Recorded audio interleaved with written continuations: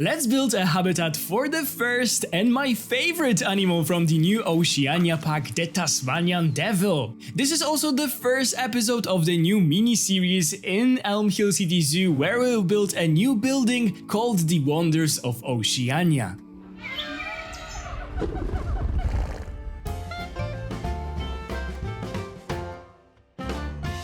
Hello guys, this is Cesar Creates, and welcome back to my channel.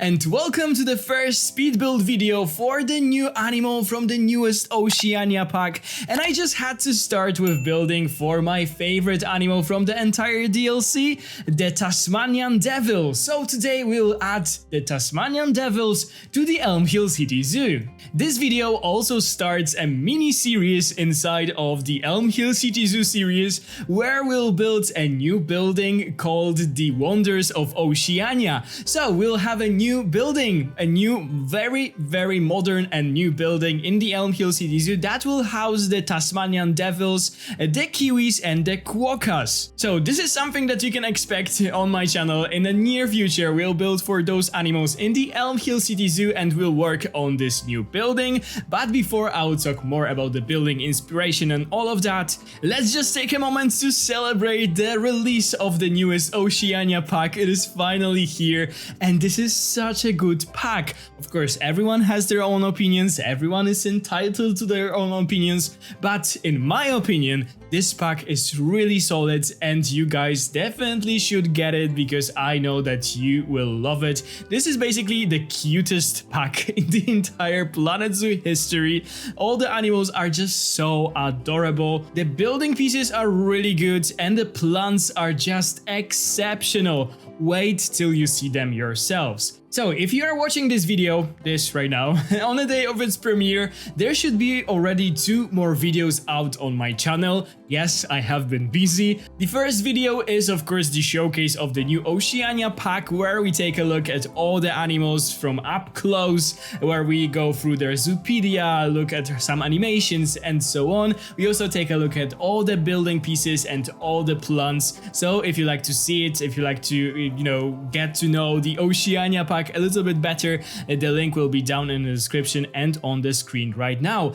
The second video is the showcase of the new free update 1.15, where I show you everything that I was able to find that was added for free to our game. So we have things like the viewing domes, which are just amazing. We have things like orangutan brachiation and the new color morphs for the penguins. It is so amazing that Frontier is still adding those things to the older animals, by the way, and other things that maybe I won't spoil. So I will also put the link down in the description and on the screen if you'd like to see that. I know that those videos coming out a day before the official premiere of the new DLC can be a bit confusing. The Frontier allows us, simply the people who get the early access, to publish those videos a day before, so you guys can see what is new in the pack, how the animals look, to get you a bit excited about the pack and so on. I think it's so cool that you can see everything a bit earlier to prepare yourself and to know what is actually coming. But yeah, the pack comes out tomorrow if you are watching this video, of course, on the day of its premiere. If you are watching it later, it should already be out, and I think that you guys absolutely should get it because it is wonderful. If you are not a huge builder or you don't care about the plants, I'm sure that you care about the animals, and animals are just exceptional. Again, in this DLC, they are all so well made. They all look incredible. They have their unique set of animations. So yeah, if you guys are wondering if you should get it or not, I would definitely say yes, because it is a wonderful DLC and I'm sure that you'll have a lot of fun with those new animals because they are just wonderful. Okay, so when it comes to our new habitat for the new animal, the Tasmanian Devil. So right away when we learned that we are getting an Oceania pack and what animals are coming with this pack, I just had to figure out how I can add them to the Elm Hill City Zoo. So my my brain was working, and it was working hard, and I came up with a pretty nice idea. I at first didn't want to build a special like house for those animals or anything like that, but in the end I just thought that it will make sense, because firstly, the kiwi is a nocturnal animal and it is so often kept indoors in European zoos. The Tasmanian devil also seemed to me like an animal that could use an indoor area for winter time and so on. And quokka, if we have already those two animals with the indoor sections, why not add the quokka in this house as well? So this is basically what we'll do. It won't be a huge house, it won't be anything like that. I still, of course, want to make it unique. I want to make it look special. I want to use a lot of those new building pieces, especially inside, and make it very themed, make it just feel like you are entering this little Oceania world inside of this building. I want to build something like a controlled environment building, so this basically means that enclosures will be sort of open. They won't be like super enclosed with the glass or anything. There will be just normal barriers, and the entire environment in this building will be controlled. So that also means that we'll have a lot of exotic plants growing there. So those are basically my plans for those 3 animals from the new DLC. I hope you guys like those plants. I know that you like when I'm building those houses for animals and so on, so I decided why not build another house, and why not, you know, play with those animals a bit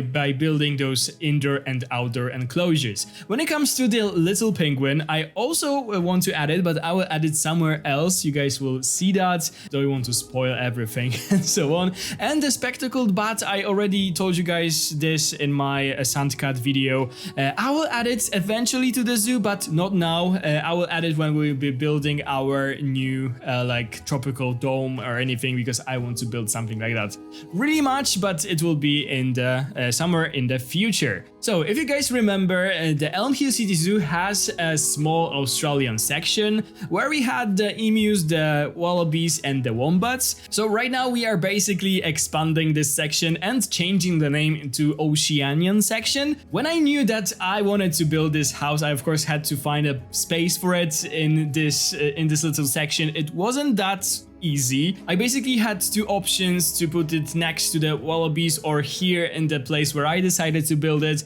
This was the place that I was saving for a new Australian species. I was hoping that we'll actually get a Tasmanian devil one day, and I was saving this space for it. So I decided, okay, if I was saving this space for such a long time, let's just try to fit this building in here. And I'm very glad that I did it, because thanks to that, I just came up with the entire backstory and idea about this building. This building is very, very close to the wildcat house, and it looks a bit like squeezed in, but I feel like it kind of makes sense for a city zoo to be a bit like more squeezed in, because you know, they simply don't have that much space. They also don't have many opportunities to expand because they are surrounded by different buildings, streets and so on. So I decided to squeeze this building in there. And what I thought is that those Oceanian animals are not too common in European zoos, but I feel like that they are becoming more and more common. That's why I just thought that this area should be very current and very new, something that was built very recently in our zoo because of the quokkas, because of the kiwi, and there are some Tasmanian devils in Europe, but still not many zoos have them. So this is kind of like a new thing, and that's why we should have kind of like a modern new building. So I decided to look for an inspiration for a very modern architecture, but it was a bit tricky because we are building it so close to the wildcat house that is slightly like an older building. I think that the original building that it was inspired by was originally opened in like 50s or 60s, so it is quite older architecture. It still looks very modern, but definitely it's older. So I wanted to have something that will slightly make sense and match this building, and I looked for an inspiration for a very modern building. I was even looking for like buildings built in Australia. I couldn't find anything that will match it, but suddenly I found a picture of an office building that is somewhere in France. I'll put the photo on the screen right now so you can see what I was inspired by, and I thought that it makes sense because of those like very narrow windows. The Wildcat house also has windows like that, so we can say that the architect who designed the Wonders of Oceania was inspired by those windows from the Wildcat house and tried to design something with a modern twist to it, using the very modern facade with those, I think that they are called razors, like those very vertical elements on the facade. And basically this is something that you see in zoos more and more, like very famous architects, they even design buildings for zoos, like for example a Copenhagen zoo is a good example for that, because they have a lot of different buildings and enclosures designed by famous architects. It is a very modern zoo and I wanted to go very bad for something like that. I like this approach of combining very modern architecture with nature, with animals and so on, as long as it is done in the right way, because sometimes I think that the architecture plays the main role where it shouldn't. So the animals are living in those very beautiful buildings, but the enclosures look very sad, like there's a lot of concrete, they don't look natural. And I love when the enclosures are simply mimicking the natural habitat of the animal, and then there's also a modern architecture to it. And I think that the Copenhagen Zoo does this very well. So yeah, that was the whole backstory behind this building. It was quite long, but yeah, I am not an architect by any means, you guys know that. So I am still a bit not very confident in my architectural skills in Planet Zoo. I prefer to build natural looking enclosures than buildings. I still hope you guys will like it. If there is something that doesn't make sense about this building, if there is something that doesn't look right, definitely tell me down in the comments. I can still change the facade of this building, and I also hope that the whole backstory makes some sense. And I was talking here about the Copenhagen Zoo, and this habitat is actually a bit inspired by the Tasmanian habitat in the Copenhagen Zoo. So I visited the Copenhagen Zoo, I think in the November last year, and I've spent there half an hour looking at it and looking at the devils, because they were playing, they are really active. So they were running throughout the whole enclosures, they were playing with each other, they were doing different things. That was actually the first time that I ever saw the Tasmanian Devils in person, so I was really mesmerized by it. The second time that I saw them, it was in the San Diego Zoo. So the San Diego Zoo also has Tasmanian Devils, and they are such amazing animals. I am so happy that I was able to see them, because I felt in love, it was a love for the first time. They are so they are tiny. I was really surprised how tiny they are, but for being so tiny, they are so feisty. And I think that Planet Zoo just did an amazing job recreating that. The entire look of the model, but also the sounds that they make in the game are just so good. So I am very happy about the addition of this animal. I think that it is such a unique animal to have in Planet Zoo. We don't have a carnivorous marsupial still, so yeah, I am very happy, and I just had to build something special for them. What I also should mention is that in this video we'll only build an outdoor habitat for the Tasmanian Devils. I still need to figure out how the interior of the building will look like, how I will fit in all the backstage areas and stuff. We'll definitely add the indoor part later, when we'll be working on this building, adding different animals. And also the other reason is that I just simply didn't have much time, because there was a lot to cover when it comes to those 3 videos that should be out on my channel right now. I had so much work because I simply wanted to make those videos a bit more elevated compared to the videos that I had in the past, showcasing the previous DLCs. So if you guys would like to see the improved version, definitely watch them. It would mean the world to me, basically, if you will watch them, because it was a lot of work in a very short period of time. So I am quite tired after this weekend. I am actually recording this voiceover right now in a late evening, a day before this video will be out. So yeah, I'm quite tired, but also very excited for you guys to see that, to enjoy enjoy the new DLC because it is so good. But I still didn't have a chance to talk about the actual habitat too much. There are many exciting things in it. For example, the new viewing dome that is just so good. In the next episode we'll add the actual entrance somewhere in the building, but yeah, we have finally a viewing dome in one of the enclosures in our zoo. So if you like to see how you can set them up, because I also recorded a quick tutorial on setting them up, definitely go to my showcase of the free update 1.15, because there you will find all the information about the viewing domes. There's actually a zoo on Tasmania, on the island where the devils live, that has this enclosure for them with those viewing bubbles. So I'll also try to find a photo and show you that something like this is totally possible.